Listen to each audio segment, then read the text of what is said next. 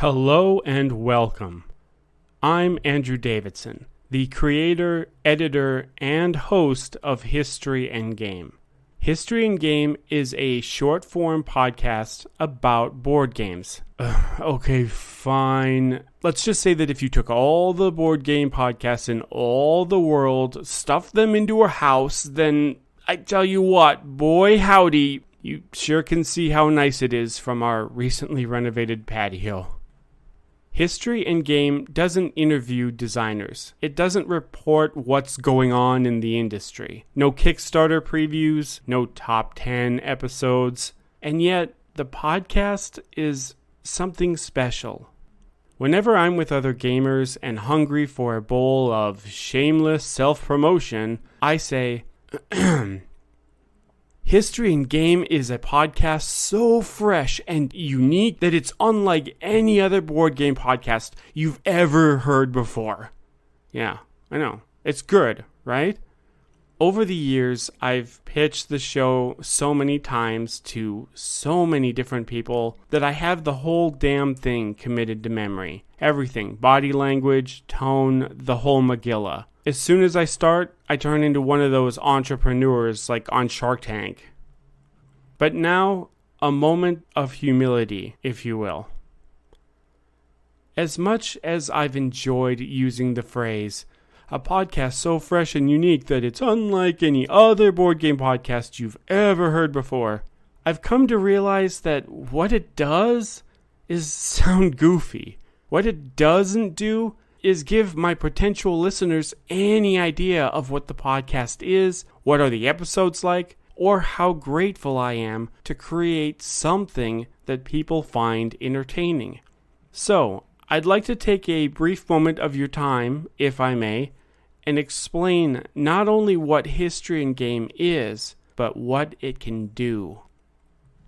Every episode of History and Game begins with an interesting story about a historical figure, an event, war, or possibly time period. In the second half of the episode, I provide a non-traditional review of a board game that ties into the historical aspect you just listened to. Yeah, I can hear the foghorn in your head. Boring. Okay, but hey now, History and Game doesn't throw your high school history class and a Tom Vasel video into a blender and call it a day. Good heavens, no. The show often uses the episode's main idea as a springboard into bigger, more philosophical discussions. If you're not familiar with the show, here are a few examples. One episode discusses what makes us who we are. Question: what aspect of existence has changed you into who you are today? Now, I'm not asking about our conscious decisions, no sirree Billy Bob Thornton. I'm asking about the subconscious things, the changes you don't notice, the changes you can't feel. Until one day, 10 years from now, you wake up to a moment of clarity.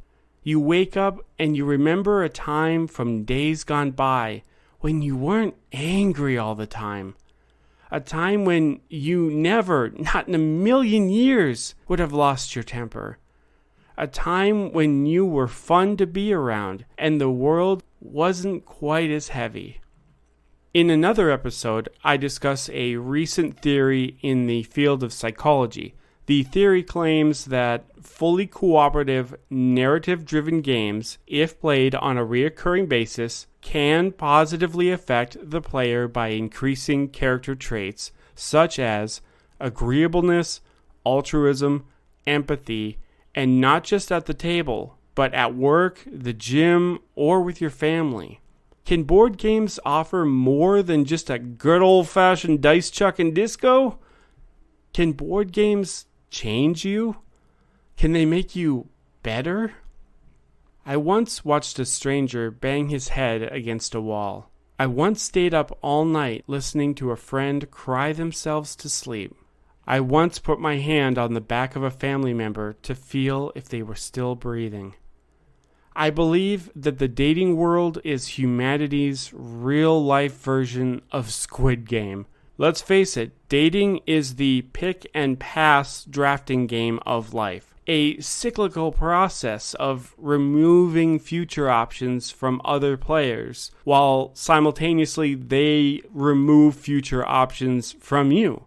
I mean, how on earth do you draft the one when your heart knows there's a slight chance that your one and only has not been selected and it's making its way to you? While we're on the subject of dating and board games, did you know that a board game date is considered a perfect date? Seriously, that's not just me. Don't believe me? According to research conducted at the University of Oxford, a board game date is the way to go. The research methodology evaluated hundreds of thousands of date ideas based on their cumulative score of two categories: the shared experience category and the social experience category. The shared experience category is all about engaging in a unique activity. For context, a unique activity is something fun and exciting that one does not experience on a frequent basis. Like sitting together on a Ferris wheel. I mean, unless if they own a Ferris wheel and they ride the Ferris wheel every day, but you get what I'm saying. The social experience category is all about engaging in communication. For example, a date at the movies scores high on the shared experience category, but low on the social experience category, because anyone with a shred of decency knows better than to carry on a conversation at the theater. Oh, and the ever so popular dinner date is the exact opposite. Sitting together at a quiet restaurant scores high on social, but low on shared, because eating food is not really considered a unique experience.